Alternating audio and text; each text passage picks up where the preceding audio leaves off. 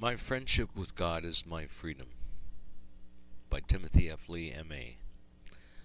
I've been a friend of God's forever. I consider myself to be God's best friend. There's a lot that goes with saying such a thing, and one of the responsibilities that does come out of this is to affirm the good name of God wherever or whenever it comes up. I can affirm the good name of God because I know His name exactly, I know His nature exactly, and I might as well state it right here at the beginning. God's nature is all good. That's it. His existence is joy. His will is love and mercy. He always affirms truth. He never expresses a negative. God never punishes or provokes. He does not plot or plan. He plays no games. He is never angry. He is the creator of all things and the giver of all life in all times. And I am here on this planet Earth to affirm His existence. I am here to proclaim His true nature of goodness and mercy. I am here to proclaim the unalienable right of human freedom endowed by our Creator. I remember when God clarified His nature to me in writing for the first time in the continuum of my life. I had already experienced Him directly and knew His singularity. I knew everything was coming out of Him and nothing went back, because when it came out, He was the one who received it. I already knew Him as a single being without duplicity. Thanksgiving Day of 1969 was the day. That particular Thanksgiving I remember well. It was an enjoyable day completely. My very dear friend Dennis had come over and spent the day with my family and me. We had a great time all day, munching all kinds of tidbits my wife had prepared, listening to music, and talking about the kinds of things most people talk about on Thanksgiving Day. We also had some wonderful hashish to smoke, and smoke we did. Our conversation eventually led both of us to some very important philosophical issues. We had each been raised Roman Catholic in an American Irish setting, and here we were sitting around and smoking hash. We entered a discussion about the rightness or wrongness of taking drugs. The issue was exactly this. Was it acceptable to God for anyone to use LSD as a sacrament in the pursuit of holiness? Was any holiness achieved on LSD real and permanent and equal to the holiness of the great saints of the Christian tradition? Both Dennis and I had previously taken LSD together, so we could have a valid discussion on the subject. Our viewpoints were different.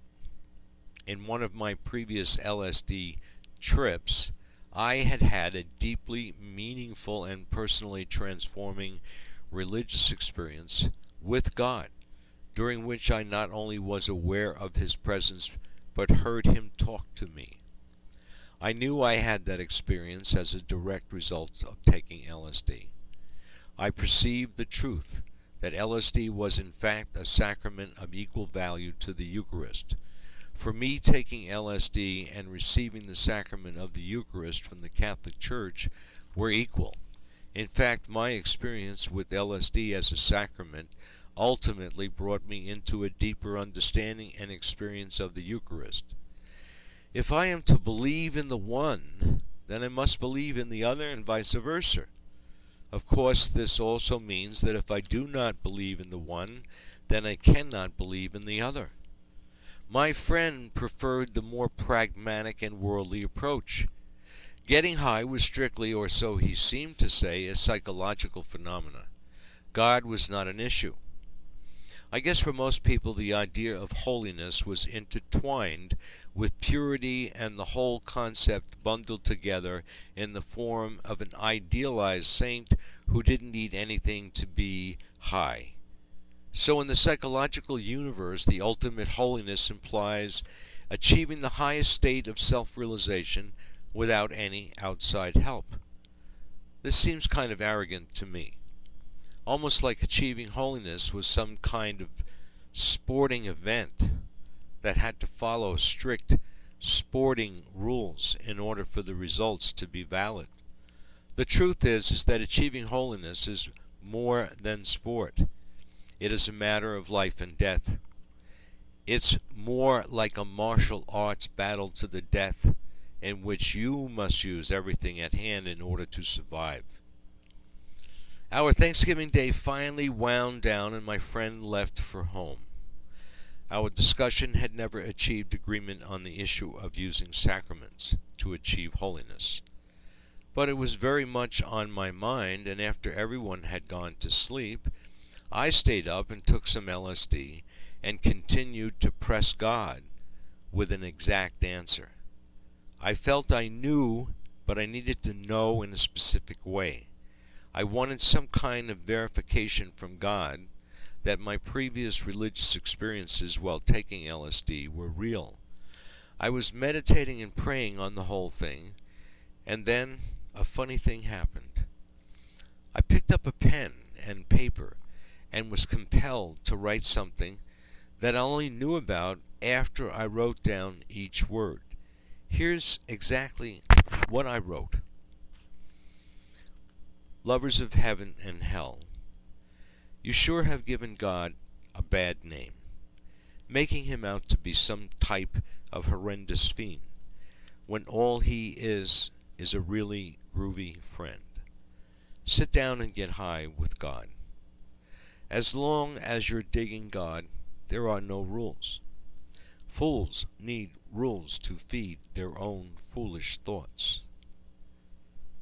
Don't kid yourself.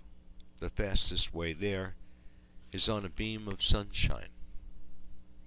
As my hand wrote this, I absolutely perceived that this was God somehow writing these words through me, and I experienced deep relief and joy in recognizing his presence. I believe that this was the moment that I first experienced true freedom. Up to that moment, I had taken my freedom as something that I had to get for myself, something that I had to think up. But then all of a sudden, this freedom that I had known intellectually became totally real to me.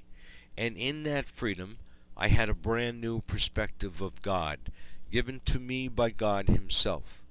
Not something made up of thought, but something that possessed my whole being and generated new thought in me that was out of the mind of God.